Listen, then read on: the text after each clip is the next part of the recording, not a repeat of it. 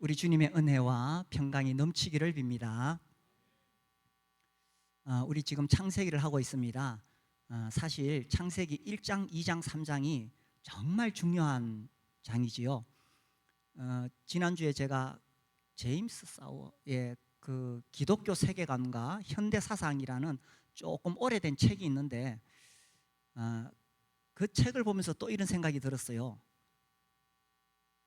이제 하나님을 믿고 예수님을 믿는다, 구원을 받았다 이렇게 말하지만 막상 세상에서 살아갈 때는 성경적 세계관이 아니라 세속적인 세계관으로 살아갈 수 있다는 사실입니다. 그것을 생각하면서 이 창세기 1장, 2장, 3장이 정말 중요한 장이라는 것을 다시 생각하게 됩니다. 창세기 1장에서 하나님께서 천지를 창조하셨지요. 여기서 출발합니다. 우리는 창조주 하나님을 믿습니다. 그리고 그 창조의 절정이 하나님의 형상대로 만들어진 사람이지요. 창세기 2장에 들어가면 이 창조의 완성이 나옵니다. 하나님께서 선악과를 만드시고 사람과 이 언약을 맺으시죠. 그래서 이 선악과를 통해서 창조주와 사람이 관계를 가지게 됩니다. 이 굉장히 중요하죠. 그러나 3장에 들어가면 하나님께서 분명히 선악을 알게 하는 나무의 과실을 먹지 말라고 하셨는데 사람이 따먹죠. 타락입니다.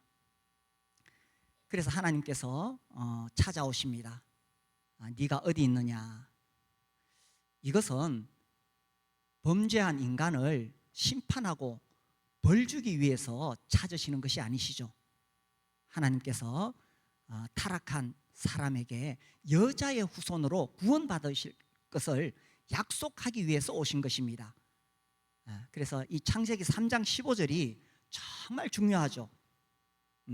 내가 너로 여자와 원수가 되게 하고, 우리 같이 읽어볼까요? 창세기 3장 15절 시작. 내가 너로 여자와 원수가 되게 하고 네 후손도 여자의 후손과 원수가 되게 하리니 여자의 후손은 내 머리를 상하게 할 것이요 너는 그의 발꿈치를 상하게 할 것이니라 하시고, 지난주에 제가 구원에 관한 책을 이렇게 읽다 보니까 프레드 H. 클루스트라는 사람이 이런 이야기를 했어요. 스크린에 좀 띄워주세요. 창세기 3장 15절의 무조건적인 약속은 성경의 계시라는 옷감 전체에 짜넣어진 붉은색 실과 같다. 정말 적절한 표현이죠.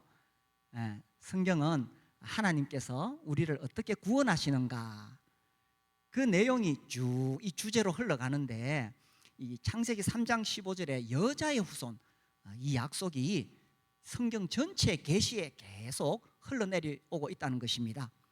그래서 타락한 사람에게 찾아오셔서 하나님께서 여자의 후손에 대해서 약속해 주시고, 그리고 가죽옷을 지어 입히시죠.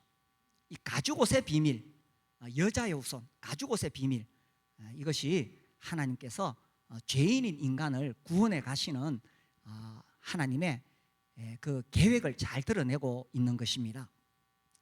그렇게 해서 아담과 하와는 에덴 동산에서 쫓겨났습니다. 우리가 이제 오늘 4장을 읽게 됩니다. 쫓겨나서 아담과 하와가 아들을 낳았는데 큰아들 이름이 뭡니까? 가인. 둘째 아들은 아벨. 그 후로도 많은 자녀들을 낳았을 것입니다. 대표적인 이제 두 아들 이름이 나오지요. 이 가인과 아벨을 낳았는데 가인은 농사 짓는 자였고 아벨은 양치는 자였습니다.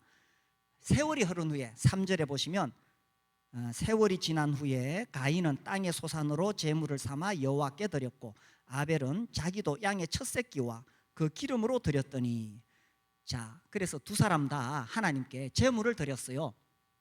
예배를 드린 것입니다. 그런데 4절 뒤에 여호와께서 아벨과 그의 제물은 받으셨으나 가인과 그의 제물은 받지 아니하신지라. 우리가 여기서 예배에 대해서 생각할 수 있습니다. 두 종류의 예배가 있다는 사실이죠. 하나님께서 받으시는 예배가 있고 받지 않으시는 예배가 있다는 사실입니다. 가인은 땅의 소산으로 바쳤는데 하나님께서 받지 않으셨어요. 아벨은 양의 첫 새끼와 기름으로 바쳤는데 하나님께서 받으신 거예요. 제가 지난주 주보에 이렇게 실었습니다. 교회는 설교를 들으러 오는 곳이 아닙니다. 혹시 그 제목 보고 놀라신 분 계십니까? 저의 생각이었는데 전략이었는데, 교회는 단지 설교를 들으러 오는 곳이 아닙니다. 설교는 집에서 유튜브로 들을 수 있습니다. 교회는 예배를 드리러 오는 곳입니다. 특별히 우리는 매주 떡과 잔을 통해서 우리 하나님 또 나를 구원하신 우리 주님께 예배를 드립니다. 그리고 이 설교를 듣는 이 시간, 하나님의 말씀을 듣는 이것을 통해서 또 우리가 하나님께 예배를 드리는 거예요. 또 우리 교회 오면 여러 가지 사역이 있잖아요. 그런 사역도 그냥 하나의 일로서 하는 것이 아닙니다. 하나님을 높이기 위해서, 하나님께 예배 드리기 위해서 그 어떤 하나의 행위가 사역이 되는 거예요. 그래서 우리의 삶의 중심에는 내가 정말 어떻게 참된 예배를 드릴 수 있을까 하는 것입니다. 내 마음을 다하고 힘을 다하고 정성을 다해서 생명을 다해서 내가 어떻게 하나님께 참된 예배를 잘 드릴 수 있을까 하는 거지요. 자, 그런데 이제 여기서 우리가 의문을 가지게 됩니다.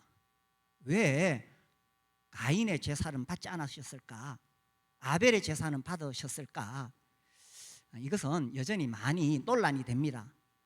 제가 지난주에 다시 한번 여러 주석을 쭉 찾아봤어요.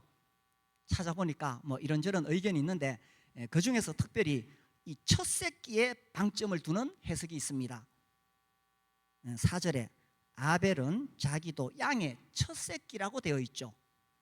그래서 하나님께서는 첫 새끼를 받으신다, 처음 익은 열매를 받으신다, 초태생을 받으신다. 처음 난 것은 모두 내 것이라 하나님께서 그렇게 말씀하셨어요.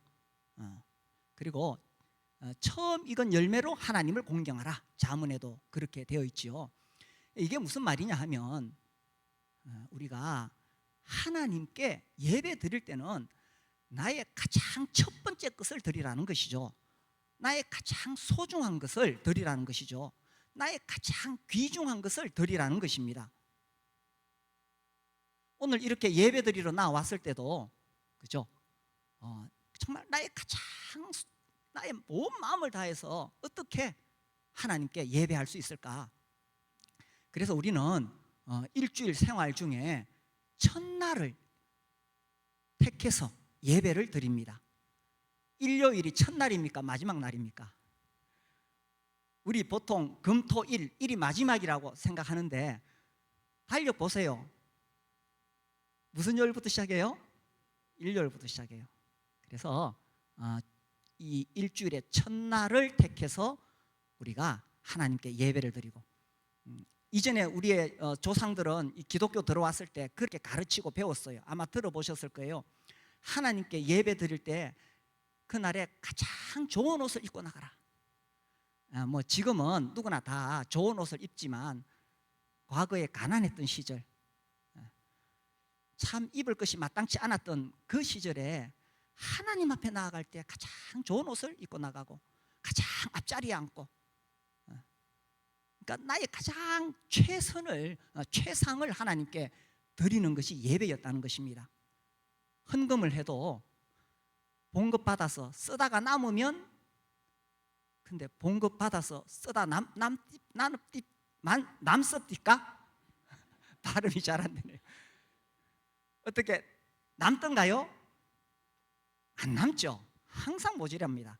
그래서 헌금도 딱 받자마자, 월급 받자마자 가장 먼저 11조부터 떼고 그 다음에 남은 것으로 사용합니다.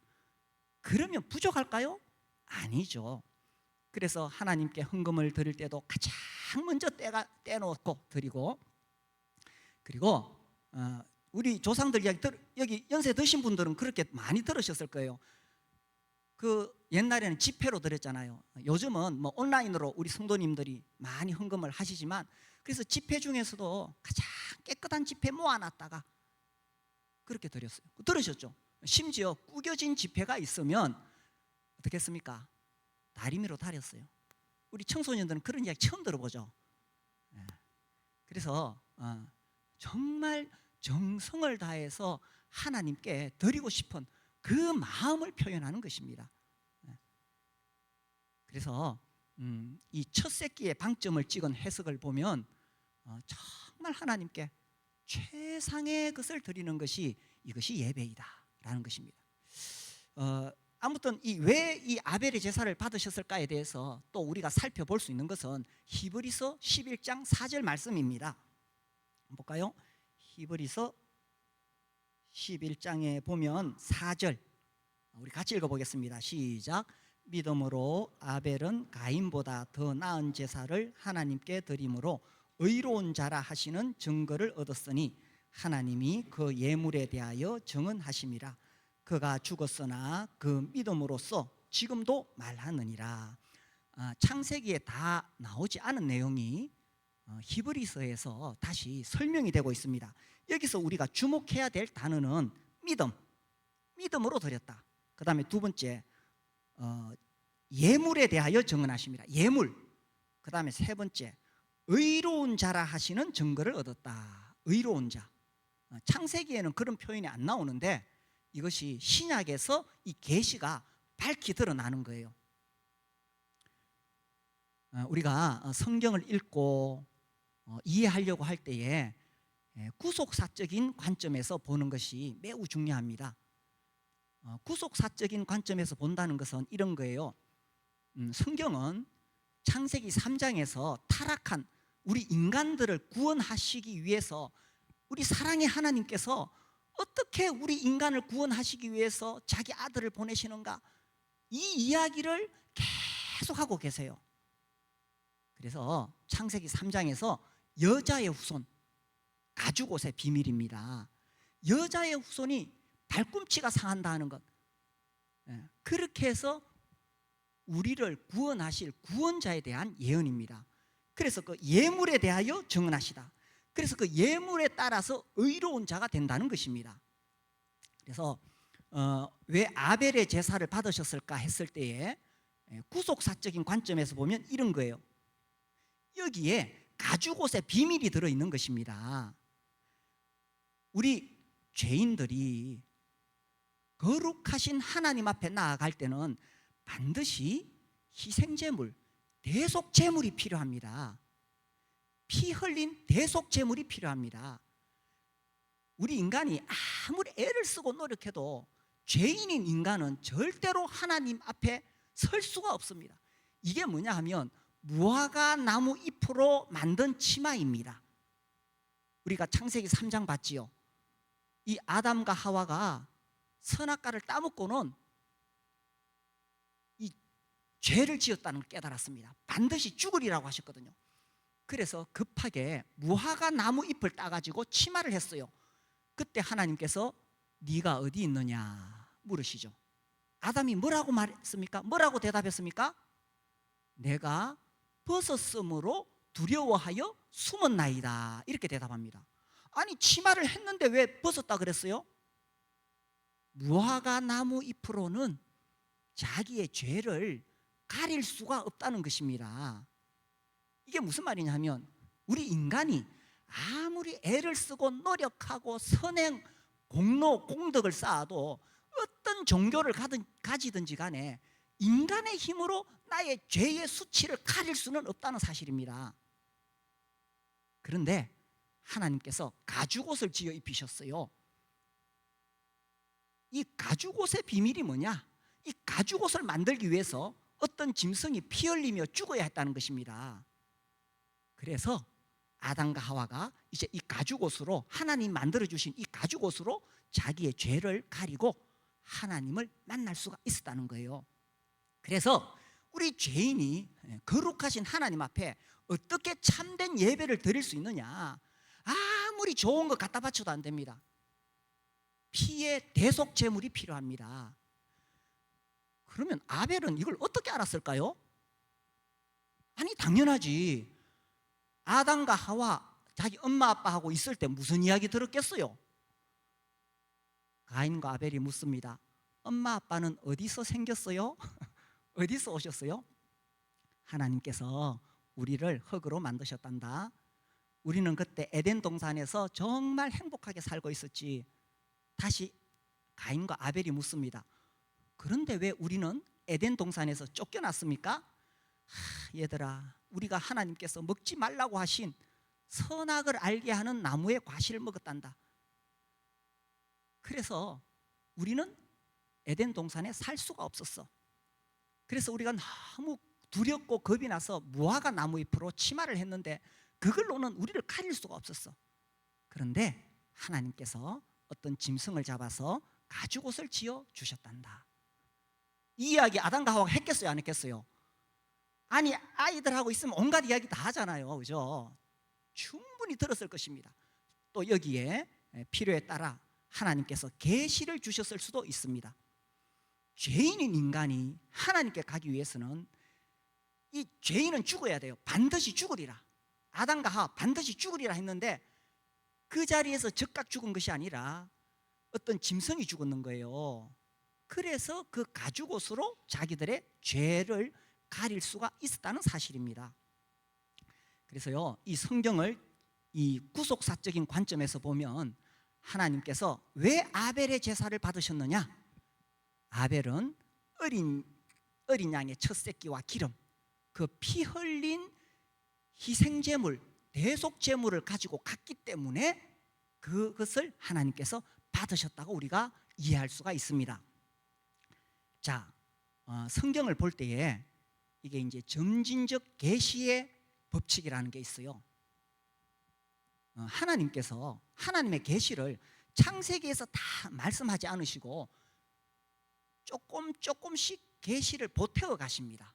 조금씩. 그래서 타락한 인간, 창세기 3장에서 우리 인간을 구원하시겠다는 약속을 여자의 후손으로 먼저 말씀하셨어요. 그 다음에 가죽옷으로 보여주셨어요. 이것이 이제 서서히 계시가 점점 더 깊어지게 되는 거예요. 창출레민신, 모세가 기록했어요. 모세 오경이라고 말합니다. 애굽에서 나온 후에 모세가 이 창출레민신을 기록하면서 하나님으로부터 받은 이 계시를 기록해 나갔습니다. 우리는 이제 그 계시를 읽으면서 하나님께서 어떻게 여자의 후손 가죽옷의 비밀을 통해서 우리를 구원하시는가를 알 수가 있습니다. 그래서 출애굽기에 들어가면 이스라엘 백성들이 애굽에서 나온 날이 무슨 날입니까? 유월절이죠. 그 유월절에 어떻게 나올 수가 있었습니까? 어린 양을 잡아서 그 피를 문 좌우 설주에 발랐습니다. 하나님께서 애굽에 있는 모든 처음 난 것을 다치실 때에 이렇게 약속하셨습니다. 내가 피를 볼 때 넘어가리라. 이게 유월이에요. 유월이라는 뜻이 넘어가리라. 그래서 이스라엘 백성들은 유월절 어린 양의 피를 통해서 그들이 구원을 받는 거예요. 자, 이게 가죽옷의 비밀이잖아요. 그리고 레위기 들어가면 이제 하나님께서 본격적으로 하나님께 드리는 제사에 대해서 가르쳐 주십니다. 레위기에 5가지 제사가 나와요. 번제, 소제, 화목제, 속죄제, 속건제 5개가 나오는데 그 중에 소제는 곡식 가루를 드리는 것이고 나머지 4개는 다 피의 제물입니다. 소나 양이나 염소를 하나님께 드리는 거예요. 이 소제는, 곡식 가루는 소제만 드리지는 않습니다. 항상 이 피의 제물, 다른 제물을 바칠 때에 같이 바치는 거예요. 그래서 이게 무슨 말이냐? 우리 인간이 하나님께 예배하고 하나님께 나아갈 때는 반드시 피의 제물이 필요하다는 것입니다. 그래서 이런 계시가 이제 창세기, 출애굽기, 레위기에서 제사, 민수기에서는 어떻게 나옵니까? 높이 들린 노뱀으로 나타나죠. 그래서 이스라엘 백성들이 불뱀에 물려 죽어갈 때에 장대 위에 매단 이 노뱀을 보면 살리라, 쳐다본 적 살리라, 이렇게 했잖아요. 이것이 이렇게 구약에서는 조금씩 계시가 주어지는 거예요. 그래서 드디어 이 계시가 어떻게 완성이 되느냐? 예수님이 오심으로 완성이 되죠. 그래서 우리 주님이 말씀하셨잖아요. 모세가 광야에서 뱀을 든 것 같이 인자도 들려야 하리라. 그래서 이 구약의 계시가 점점 그래서 창출, 레민, 신 이렇게 가면서 구약의 선지자들이 더 이 구원자에 대한 계시를 하나님으로부터 계속 받아서 이렇게 기록되어 왔던 것입니다. 그리고 그 계시가 드디어 신약에 들어와서 우리 주 예수 그리스도를 통해서 완전히 이루어진 거예요. 그죠? 여자의 후손으로 오신다 하셨는데 우리가 마태복음 1장 18절 잘 아시잖아요. 그죠? 예수 그리스도의 나심은 이러하니라. 그의 어머니 마리아가 요셉과 약혼하고 동거하기 전에 성령으로 잉태된 것이 나타났더니, 그래서 우리 주님이 여자의 후손으로 오신다는 말씀은 처녀를 통해서 오신다는 거죠. 이것을 벌써 700년 전에 이사야 선지자가 선언했지요. 보라, 처녀가 잉태하여 아들을 낳을 것이요 그 이름을 임마누엘이라 하리라. 그래서 이 여자의 후손의 비밀이 동정녀 마리아를 통해 이 땅에 오신 예수 그리스도를 통해서 그 계시가 완성이 되는 것입니다. 완성.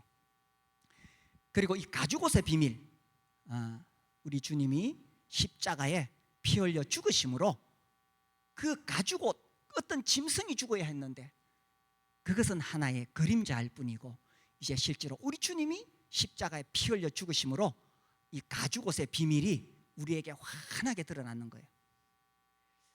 사실 구약에 있는 사람들은 이 계시가 점진적으로 나오기 때문에 다 몰랐습니다. 그런데 우리는 환하게 알고 있어요. 구약과 신약을 가지고 있기 때문에 그 하나님의 구속사적인 이 계시가 예수 그리스도를 통해서 정말 환하게 이루어지는 거예요. 구약의 사람들은 촛불 들고 살았습니다. 촛불. 그 캄캄한 밤길 가면서. 그러나 그 촛불을 의지해서 구원자를 기다렸고, 우리는 태양보다 더 밝은 환하게 계시가, 하나님의 계시가 예수 그리스도를 통해서 환하게 드러나는 거예요. 지금은 난 어떻게 구원받아야 될지 모르겠다, 이런 말 할 수가 없습니다. 우리 주님이 십자가에서 마지막에 뭐라고 말씀하셨어요? 예수께서 신포도주를 받으신 후 이르시되 뭐라고요? 다 이뤘다 하시고 머리를 숙이시고 영혼이 돌아가시니라. 그 구약의 여자의 후손으로 오실 것이라고 하나님께서 탁 던져 놓으신 그 계시가 우리 주님을 통해서 십자가에서 완성될 때에 우리 주님이 외친 그 놀라운 선언, 뭐라고요? 다 이루었다.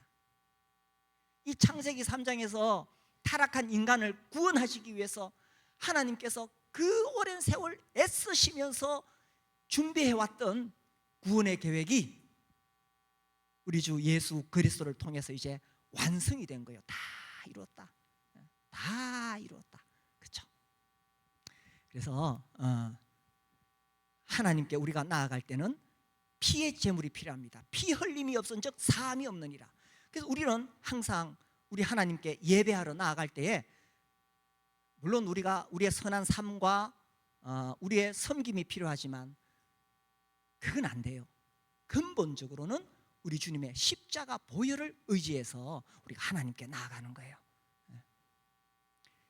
이것이, 이 십자가 복음이, 이것이 교회의 기초입니다. 이 십자가 복음이 없으면 교회가 아니에요. 교회의 중심에 이 십자가 복음이 있어야 돼요. 이거 놓치면 안 됩니다. 우리 교회 오니까 너무 좋죠. 뭐 성도들이 너무 잘해주고 재밌고 좋아요. 그런데 다른 거 다 좋아도요, 십자가 복음의 비밀이 없으면은 그거 다 소용없어요. 이 교회의 핵심이 뭐냐 하면 십자가 복음. 그래서 우리는 매주마다, 우리 교회는 특별히 매주마다 떡과 잔을 통해서 주의 만찬의 자리, 그 자리에서 우리 하나님께 예배를 드리는 거예요. 다른 교회는 안 하는데, 아니 다른 교회하고 비교할 필요 없어요. 나는 나를 구원하신 우리 주님이 얼마나 놀라운지 모르겠어. 발꿈치를 상하게 할 것이요, 창세기 3장 15절 예언되었는데 이 뱀의 후손이 이 사탄이 우리 주님을 십자가에 못 박아 죽였어요. 우리 주님이 십자가에 못 박혀 죽으시고 그분의 살이 찢기시고 그분이 피를 흘리셨기 때문에 내가 구원받았어. 너무 고마워. 그래서 우리 교회는 우리 주님을 기념하기 위해서, 왜? 주님 그렇게 명령하셨으니까 이것을 행하여 나를 기념하라 하고 주님이 복음서에서 말씀하시고 사도행전에서 실제로 이루어졌고 서신서에서 설명이 되어 있어요. 그래서 우리는 매주마다 떡과 잔 앞에서 우리 주님이 나를 어떻게 구원하셨는가를, 그 십자가 고난을 통해 나를 어떻게 구원하셨는가를 노래하는 것입니다. 그 시간에는 하나님 이것 좀 잘해주세요, 하나님 이것 좀 해주세요, 우리가 그런 말할 자격이 없어요. 떡과 잔 앞에서는 이미 하나님께서 자기 아들을 십자가에 주셨는데 뭐 또 더 달라고 할 게 뭐가 있어요? 그냥 하나님께서 나를 위해서 해놓으신 이것이 너무나 위대하기 때문에 그냥 고맙습니다, 감사합니다, 찬양합니다, 예배합니다. 주님, 내가 이 십자가 복음 전하면서 살게 해주십시오. 나를 복음의 증인으로 삼아 주십시오. 나를 주님께 드립니다. 이게 예배예요. 이게 예배입니다. 그래서 우리가 매주 떡과 잔을 통해서 정말 하나님을 영화롭게 하는 참된 예배를 드릴 수 있게 되기를 바랍니다. 자, 구속사적 관점에서 볼 때 두 번째 포인트가 있어요. 이게 창세기에서 굉장히 중요합니다. 여자의 후손, 이 가죽옷의 비밀이 어떻게 오늘날 나에게까지 전해져 왔느냐는 거예요. 아담 시대에 뭐 글이 있어가지고 책에 남긴 거 아닙니다. 어떻게 전해졌어요? 창세기에서 이거 굉장히 중요합니다. 하나님의 계시가 자녀를 통해서 전수됩니다. 이야기 딱 들으니까 쫙 이해가 되죠. 아브라함, 이삭, 야곱을 통해서, 아들들을 통해서 이게 쫙 전해져요. 그래서 이 하나님의 이 놀라운 우리 인간을 구원하시는 이 복음, 이 계시가 아들들을 통해서 전해지는데, 아벨은 그것을 잘 전수받았는데 가인은 그것을 귀담아 듣지 않았습니다. 자, 우리 가인 이야기 좀 더 봅시다.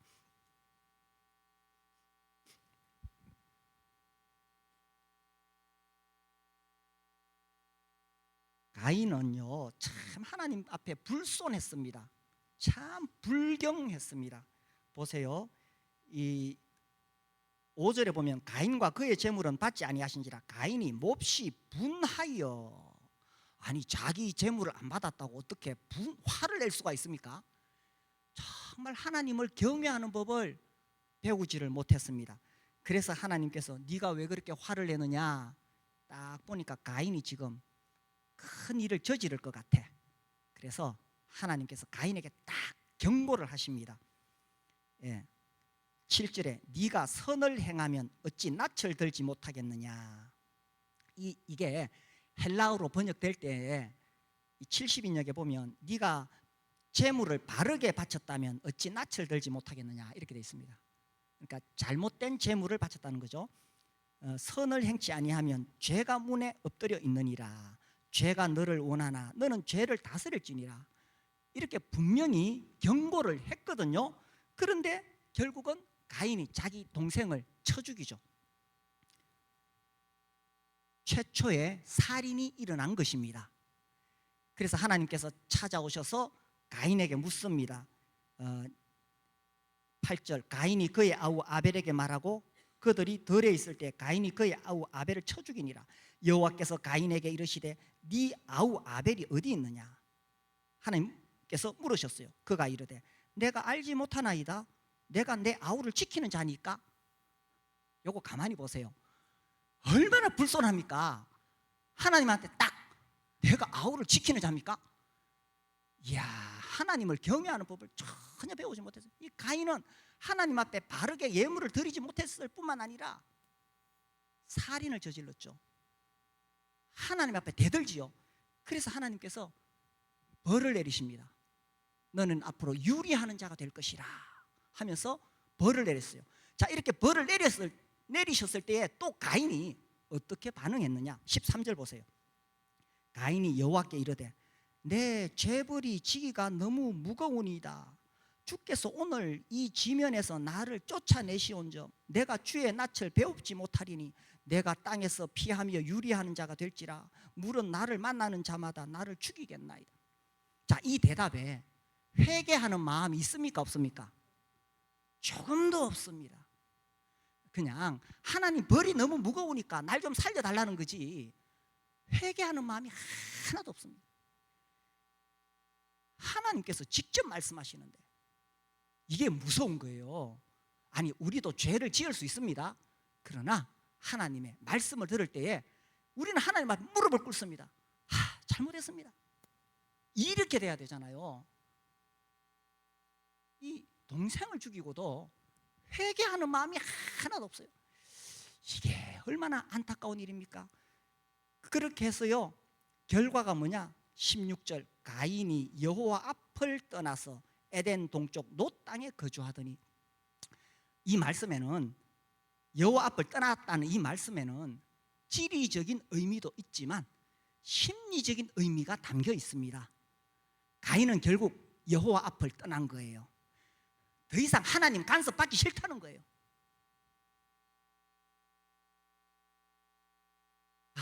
가인과 아벨이 있었는데, 이 두 아들이 있었는데, 이 가인을 통해서는 여자의 후손 가죽옷의 비밀이 더 이상 전해지지 않았습니다.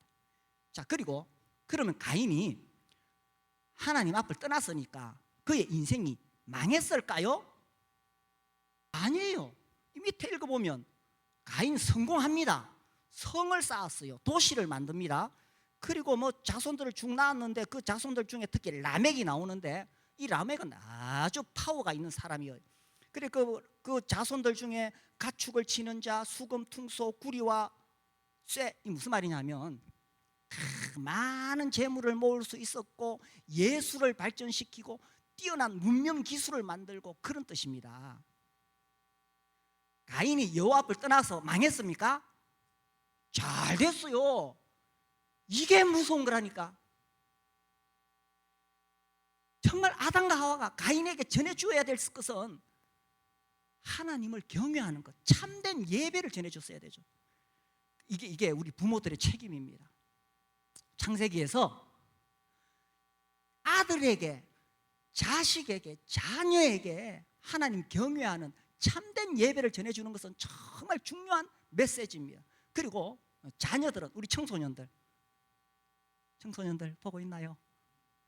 우리 청소년들은 부모님으로부터 하나님을 섬기는 그 예배, 참된 예배를 물려받는 것이 너무 중요한 거예요. 그 예배의 핵심에 십자가 복음이 들어있는 거죠.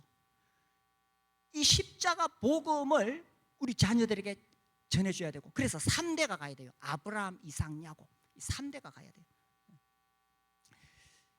제가 이제 통합 예배에 관심이 있어서 뭐 이런저런 다른 교회에서 하는 책들을 보는데, 제가 지난주에 그 책을 보면서 참 감동이 있었어요. 그 교회는 다 어린이들도 다 함께 예배를 드리는데 3대가 할아버지 또 아들, 손자 이렇게 함께 찬양하고 똑같은 설교를 듣고 그렇게 예배를 드린대요. 굉장히 아름다운 거죠. 그래서 우리는 한 달에 한 번 세대 통합 예배를 드리지만 어쨌든 이 아들과 손자에게까지, 이 자녀에게 신앙이 전수되는 것은 너무나 중요하죠. 아들들에게 빌딩 물려줄 생각하지 마세요. 빌딩 물려주면 아들 더 망할 수 있습니다. 아들에게 하나님을 경외하는 참된 예배를 물려주라는 거예요. 우리 청소년들 아버지한테, 엄마 아빠한테 아파트 물려받을 생각하지 마세요. 하나님을 경외하는 참된 예배를 물려받는 거예요. 그리고 저도 잘 몰랐어요. 근데 갈수록 제가 깊이 깨닫는 게 어린 시절이 중요합니다. 어렸을 때 7살 이전. 그래서 천주교에서 하는 말이 있습니다. 천주교에서 7살까지만 우리에게 맡겨다오. 그 다음부터는 그 아이가 자라서 불교를 가든지 이슬람교를 가든지 개신교를 가든지 상관하지 않겠다. 큰소리 땅땅 칩니다. 그래서 7살까지 어떻게 배우느냐가 너무 중요한 거예요. 그 우리 교회에서 목장 집에서 모이잖아요. 거기서 올리브 블레싱을 합니다. 우리 자녀들을 끌어안고 축복기도 해줍니다. 이건 너무 중요합니다. 우리 교회가 목장을 해야 되는 아주 중요한 이유 중에 하나가 우리 어린 아이들 끌어안고 축복기도 해주는 거예요. 어렸을 때가 중요합니다. 그리고 이 복음이, 이 십자가 복음이 입으로 전해서 되는 게 아니에요. 공동체를 통해서 전해지는 겁니다. 우리 똑똑한 아이들 자라가지고 입으로 전하면 구원론 금방 이해하고 입으로 또박또박 말합니다. 정말 구원 받았을까요? 공동체를 통해서 전해지는 거예요. 지난주에 제가 그 기린로 교회에서 이제 구원론 강의 5시간 했어요. 마지막에 질문을 하는데 어떤 형제님이 우리 어린 아이들에게 어떻게 복음을 전할 수 있느냐, 이런 질문이에요. 그때 제가 대답했어요. 교회 공동체를 통해서 전해진다. 물론 우리가 하나님 말씀을 지식적으로도 전하지만 그 교회 공동체가 정말 이 십자가의 복음을 중심으로 살아가고 여자의 우선, 이 가죽옷의 비밀, 이걸 정말 소중하게 여기고 참된 예배를 드리고 그것을 보고 우리 자녀들이 이어받을 수 있다는 것입니다. 특별히 우리 어린 자녀들 둔 우리 형제님들 만찬 예배 시간에 꼭 기도하셔야 돼요. 아까 누가 기도하시는 거 들었죠? 기도하셔야 돼요. 그래서 우리 자녀들이 아빠가 기도하는 것을 듣고 자라야 됩니다. 그래서 이 공동체를 통해서 전해지는 거예요. 제가 한 번씩 아미시에 대해서 이야기하잖아요. 종교개혁이 일어났을 때 아나베프티스트 중에 한 부류입니다. 여전히 미국에 있죠. 아미시 집단. 18살이 되면은 그 자녀들을 도시로 보냅니다. 네 뉴욕에 나가가지고 네 만큼 한번 살아봐라. 이 젊은 애들이 뉴욕 나가보니까 얼마나 좋아요. 그런데 90% 이상 다시 돌아옵니다. 그게 공동체의 힘이에요. 공동체의 힘. 그래서 우리 교회가 정말 예수 그리스도의 십자가 복음 때문에 행복하고 이 복음의 목숨을 걸고 여기에 참된 예배를 드리면 이런 분위기 속에서 우리 자녀들이 자라가면 결국 우리 자녀들 다 돌아오게 됩니다. 그래서 이 여자의 후손 가죽옷의 비밀이 자녀를 통해 전해지는데 안타깝게도 가인이 떠났어요. 그래서 25절 봅시다. 25절 아담이 다시 자기 아내와 동침하며 그가 아들을 낳아 그의 이름을 셋이라 하였으니 이는 하나님이 내게 가인이 죽인 아벨 대신에 다른 씨를 주셨다 함이며 26절 같이 읽읍시다. 시작. 또 아들을 낳고 그의 이름을 에노스라 하였으며 그때 사람들이 비로소 여호와의 이름을 불렀다. 예, 그래서 이 에노스를 통해서 여자의 후손 가죽옷의 비밀이 다시 전해지게 되는 거예요. 이것이 노아에게 전해지는 거예요.